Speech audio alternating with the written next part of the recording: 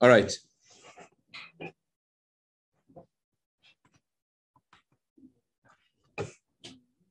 Okay. Oh, Shalom Rani. So these halachas are very precious to me for one reason, and that is the night before we moved to Los Angeles, we wrote a letter to the Rebbe asking the Rebbe for a bracha before moving here, and I opened up the Rebbe's letters to a blessing the Rebbe gives someone moving to a new city. The Rebbe says you should do what the Rebbe Marash says about an Eruv. There's a series of discourses the Rebbe Marash called Matzazu, and that series, Rebbe Marash says that the idea of an Eruv in a city is to make the whole city like one entity, or Shus HaYachid, which is the idea of adding unity. And so that when you do that, when you make an Eruv in a city, halacha says the entire city is considered like, the whole city is considered like 6 feet. So the spiritual meaning of Eruv is to bring unity between people, to cause there to be achdos. That's the Rebbe said it should be your goal going to the city, to spread the ways of chassidus and teaching of chassidus, to make the whole city should be one. Anyway, so we're not going to discuss all the laws of Eruv tonight. We're going to discuss, though, the laws of Eruv Chatzeiros. What is Eruv Chatzeiros? The halacha is you're not allowed to carry from a private domain to a public domain on Shabbos, or vice versa. I'm going to put the air conditioning on. You're not allowed to carry from a private domain to a public domain. And you're also not allowed to carry in a public domain more than 6 feet, more than 4 amas, which is about 6 feet. So the Chachamim were concerned about apartment buildings where you have your own private space, you have your own apartment. Then there's a general space where there's the steps, where there's a courtyard. And they were concerned if we were to allow a person to carry from their private space to the general shared space, people may make a mistake and think that it's okay to also carry from a private domain to a public domain. Because there's a similarity between an apartment building and a public domain and a private domain, therefore the Chacham said that you cannot carry there unless you do what is called an Eruv Chatzeiros. What's an Eruv Chatzeiros? Eruv Chatzeiros means that we somehow bring together everyone in the entire courtyard to be considered like having one entity. How do we do that? So if everyone participates and gives a piece of matzah, let's say, matzah is the best thing to use because, first of all, matzah is permissible throughout the year, including Pesach. And second of all, matzah lasts for a long time. Matzah doesn't need to be need any preservatives. Matzah just lasts and lasts.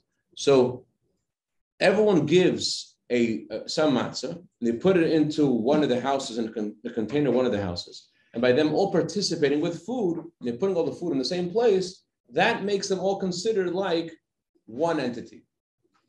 And later the sages added further that you don't have to actually have every person participate. It's nice if they would, but you've also allowed to have one person take a significant amount of bread, and he is mizaki, gives it to someone else, and that person, by accepting the piece of bread, he's also accepting it on behalf of everyone who's in that courtyard, so that everyone has an ownership in that piece of bread. You don't have to actually collect from every person. And then you are allowed to carry from your apartment to someone else's apartment, from your apartment to the courtyard, from the courtyard to anywhere you want.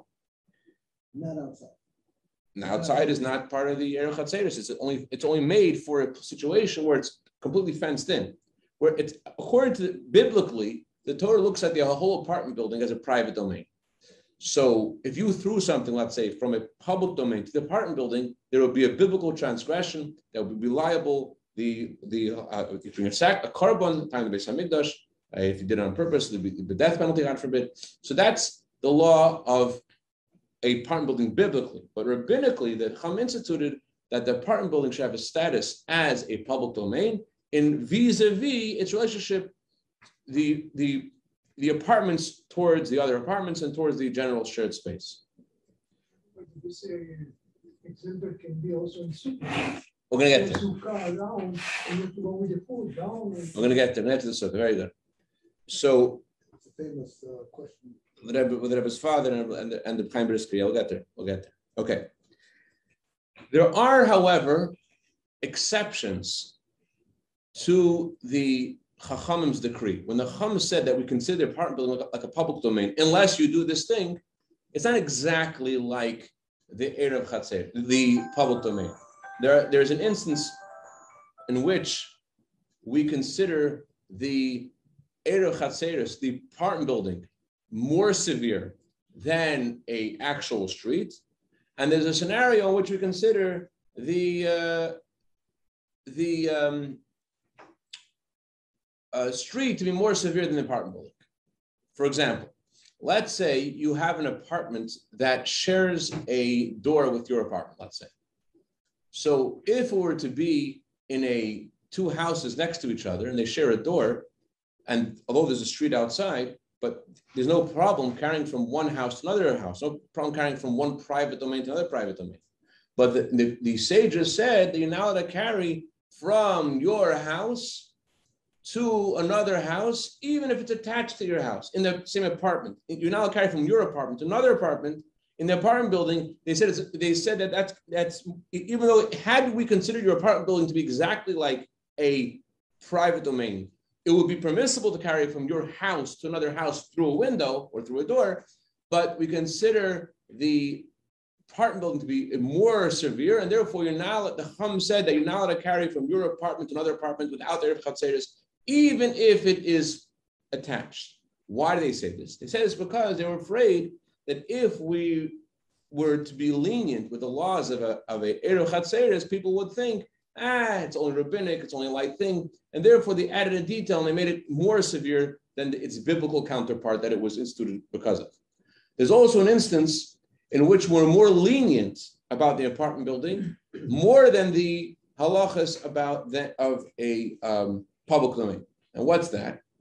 You're not allowed to carry in a public domain to a private domain, from a private domain to a public domain, or carry 4 cubits again in the public domain itself. So too in the apartment building, you cannot carry from your house to the courtyard, from the courtyard to your house, and you can carry from your house to someone else's house. But if there is something that was left in the courtyard, if it was there in the courtyard overnight, and when Shabbos came in, you're allowed to carry that object which was in the courtyard, even though you did not make an Eruv Chatzeiros, you're allowed to carry it throughout the courtyard. Not only that, if your courtyard is adjacent with someone else's courtyard, and they also did not make an Eruv Chatzeiros, you're allowed to carry from your courtyard to the second courtyard, the third courtyard, the fourth courtyard. If it was left in the public area, you're allowed to, in the courtyard, that you're not allowed to carry from your house to the courtyard. But if it was there when Shabbos came in the courtyard, you're allowed to carry it from your house, from the courtyard to the other courtyards. So, in short, what did we learn? We learned that there's a stringency in the public real public domain, and that is that you are not allowed to carry in the public domain at all, but in the courtyard you could carry if something is left there. And there's a stringency in the apartment building, that is, you're not allowed to carry from one apartment to another apartment, even if they are attached by a window or by a door. So, yes. If you have like you have an apartment, a 3-bedroom apartment, and 1 bedroom you rent out to someone, like it's your apartment, it's a whole apartment. Do you have to make an Eruv Chatzeiros in the apartment too? In the apartment itself? In the apartment itself, if there, it's your room. Well, after we get through the laws of the hotel, we'll see if that we'll get back to your question. Because we'll see through the laws of the hotel. We'll also get to the laws of Sukkot too. We get through that as well. Okay, there's something that isn't so famous, but is very common. And that is like this. The Alter Rebbe says, if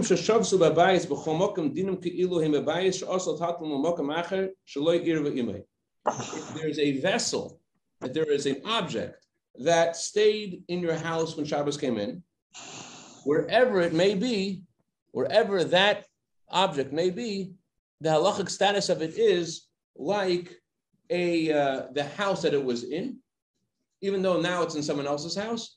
Halacha views it as if it is still in its original house. And therefore, the following scenario could happen. Let's say Beryl comes over to my house, and Beryl there's a scenario where you're not allowed to carry, not just Beryl, you're not allowed to carry from your house to your courtyard. and from your courtyard to your own house, even though it's not a situation where there are many participants, many people that live in this courtyard, there's no, or you made an Eruv Chatzeiros. Even though you made an Eruv Chatzeiros, it's still possible that you're not allowed to carry from your own house to your yard and from your yard to your house. When is that? So let's say there's an object that was, when Shabbos came in, it was in someone else's house, and now it is in my house. I'm now allowed to carry that object from my house to the courtyard, from the courtyard to the house. Because halacha views it as if it's part of its the original house that it was in. And since it's looked at as if it was in the original house that it was in, therefore I'm not allowed to move it from the house it was in to a courtyard that it did not make an Eruv with. So Beryl comes to my house. Beryl's wearing his hat. And Beryl takes his hat, goes out into the yard, takes his hat off. The halacha is that I and he are not allowed to carry that hat from the yard to my house. You're allowed to put the hat back on and wear it back in the house. But if you take the hat off, you leave the hat in the yard, you're now allowed to carry the hat back in. Why? Because halacha views your hat as part of its original place that it was in your house, and therefore it's considered part of your domain. And now to move it to a new domain, from even though it's technically my house and the courtyard, the same thing, but just like I'm not allowed to move something from my house to a public yard, so to I'm not allowed to move another object to the yard, or vice versa, from the yard to the house, if there was no Eruv made. One more not so famous halacha, not so relevant to this, and that is the law of a public park. Let's say there's a park, and the park is all fenced in from all sides, and it's biblically you would say it's a perfect reshus hayachid. It's all sides, it's fenced in. But the halacha is it's not so simple. Why it's not so simple? The Gemara says that if you have a space that is as large as the Mishkan was 100 amas by 50 amas, which is 150 feet by 100 feet. If it's as large as the Mishkan, unless it's been surrounded for the purpose of living there, an Eruv doesn't work. If you surround it just for the sake of it being for a park, just for the sake of using it during the daytime, so it does not have the same status as a home. If you surround your home or your yard and it's a huge space, so then you can carry throughout the entire space. But even if you hold of the Eruv in Los Angeles and you say that the whole city has an Eruv, but if there's a park and the park was surrounded, in the purpose of it being surrounded with the four walls was not to live in it, just for people to have a park. So you're now allowed to carry in that park, unless the Alter Rebbe uses an interesting language that Tzemach Tzedek quotes when he discusses the meaning of surrounding it for the purpose of living there, for diras adam. The Alter Rebbe says if it's not used all the time, doesn't mean that it actually if someone has to live there. If there's a park which is 24 hours available for people to use, so then it's considered hukaf ladira. It's okay. But if it is surrounded only during the daytime and nighttime, you can't use it. So then on Shabbos, if you're in the park, even if you hold of the Eruv, you still cannot use that space because that space is not hukaf ladira. That's why it's not surrounded for the purpose of living there. Okay, let's go now to the laws of a non-Jew.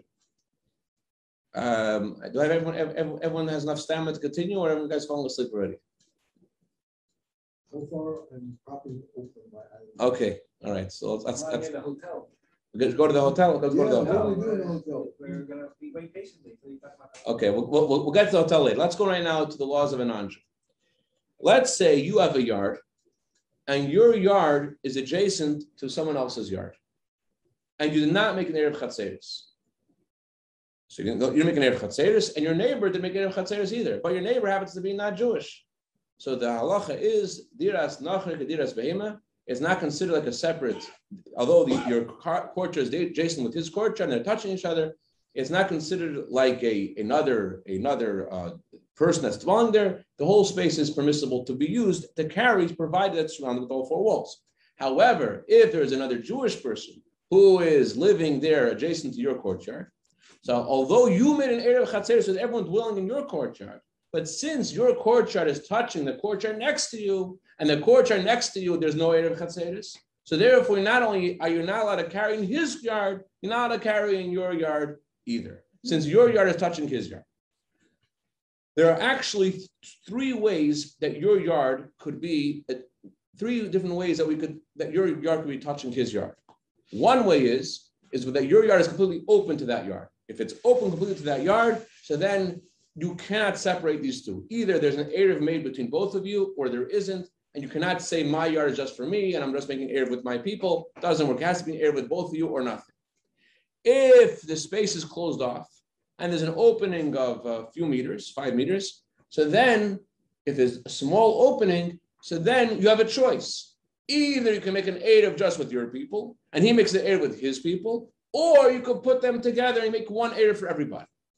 If it's closed off completely, there's a wall between your courtyard and the other person's courtyard, so then you cannot join the 2 yards together. It's impossible to join the 2 yards together, and they are, even if you make an Eruv, it's not going to work, and it won't work because they're completely separate from each other. There's no way to join them together. So that's a scenario when there are 2 yards adjacent to each other. Anyone follow that? You're allowed to pass from one to the other without when they're totally closed off. If they're closed off, so then why can you carry from your yard to his yard? There's no Eruv Chatzeiros joining you. You can't go from one part to make another part to make. If there is a if there was objects that were left there before Shabbos, so we said before that you don't need to have an Eruv to carry from one yard to another, but to carry from your house to your yard and then from your yard to his yard, there's no Eruv between your yard and his yard, you can't carry. Unless there's something that was left there before Shabbos, so then we say you're allowed to carry even. The only way to join two neighbors together is if they have a little bit of a joining area. Right. If it's totally open, you can separate. You have to be with him or nothing. If it's a 5 meter opening, then you have a choice of making your own Eruv or joining his Eruv, or making one general Eruv. Okay, now talk about non-Jews for a second. The halacha is that if there's one Jew living with one non-Jew, you don't have to make Eruv Chatzeiros together, even in the same house. Why? Because it's something which the Torah says is not considered a common thing, because of the fear that you may have living privately with someone who may be adversarial to you, and therefore it's not with a more concerned. They don't make an Eruv. However, if you live in an apartment building and there are Jews there and there are non-Jews there, they're both living in this apartment building. So the halacha is that you're not allowed to make an Eruv just with the Jews together. Although we said before that diras nachri, diras behema. Although we said before that the non-Jews domain does not forbid anything with the Jews' domain, that's only if he's adjacent to you. However, if living in the same apartment building, the Chachamim were concerned that the Jews would learn from living together with the non-Jews. And since they were concerned of them living together with the non-Jews, therefore the Chachamim said that an Eruv won't work. An Eruv will not work with the non-Jews. What can you do? You could buy the ownership of the non-Jews' property, and then won't forbid, his presence doesn't forbid you from using the entire apartment building because you've purchased the walking area. Now, what did you purchase exactly? Doesn't make sense. This whole purchase doesn't really make sense. He was allowed to walk there before. You were allowed to walk there before. What are you exactly buying from the non-Jew? So the truth is that you're not really buying anything significant from the non-Jew. What you're really doing is, okay, I've seen all stuff. What you're really buying from the non-Jew is, what are you buying from him? You're buying from him the rights to walk around there. So technically, once you buy it from him, he's not allowed to walk there anymore. He's not allowed to walk there. You bought the rights of walking, he's not allowed to walk there anymore. But, Can you give him permission? What? You can give him permission. So if the non-Jew would know that what you were doing, you think he would want to agree? He wouldn't agree. So therefore, that's good, because the Chacham don't really want you to live there together with non-Jews privately because they may learn from their ways, and you should keep your own tradition, your own heritage. And therefore, the Chacham made it difficult to make an Eruv Chatzeiros in a situation where you're living with more than one, when you're living with non-Jews. So therefore, the only way to do it is to purchase their jurisdiction. You don't have to actually purchase their jurisdiction, or you don't have to purchase it from the owner either. You also have to purchase it from a super. If there is a manager of the building, if the manager has some rights, he's allowed to do some things in various places in the building, fix things, etc. So you're allowed to go to the manager and say, I want to purchase the rights of the apartment. Now, the Gemara says the guy is going to think, the non-Jew is going to think, you're speaking to him, I want to purchase the rights to move here, I'll give you permission to stay here, but the non-Jew is going to think that you're doing witchcraft on it. He's going to think, you're what are you doing? It doesn't make any sense. So therefore, he's not going to want to agree. And that's good, because that will make it difficult for you. And the Chacham wanted to be difficult for you, so you'll move out. But then it became more difficult for Jews to have their own place to live by themselves. It became more and more common for there to be apartment buildings, and Jews don't have their own houses. And therefore, the Chacham said there's another way to do this. You go over to the non-Jew, and you don't say to him, I want to buy the rights of moving around in the hallways so that you're not able to walk here. You're allowed to just say, I want to buy the reshus to walk in the apartment. Like, what are you talking about? I'm just giving you some money and not saying exactly what it's for. Is that okay with you? Chances are they'll be okay with that. So in order to make it possible for a Jew to make Eruv Chatzeiros, the Chacham allowed us to purchase the rights stam, without specifying exactly what we're purchasing so that it will work, even though technically the non-Jew doesn't really know what you're doing. And even though the super also doesn't really have the ownership, but still that's sufficient in order to make the whole place like one entity, Eruv Chatzeiros. Okay, now the moment we've all been waiting for, going to the hotels. What's the halacha regarding a hotel? You go to the hotel on Shabbos, seemingly it's the same thing. Everyone has their own rule. And from their room, they go to a general space. So are you allowed to carry from your room to the lobby or to the dining room? So as Rabbi and Yehuda mentioned before, there are two reasons why a hotel should be a little lighter than an apartment building. First of all, the halacha is it's only if you live there that it becomes, if people live in the same apartment building, then then we look at this as a public domain. If everyone just lives there for a week or two, that's not going to call living there. Most hotels, you're not living in the hotel, you're just there for a little bit. Since you're only there for a little bit, it's not considered like an area where there are many people living there. That's number one. Number two, there was a famous story that Rabbi Cashapp, that I believe Yitzchak, the Rebbe's father, and Rabbi Brisker. Rabbi Brisker, the Rebbe's father, were discussing the law of the following scenario.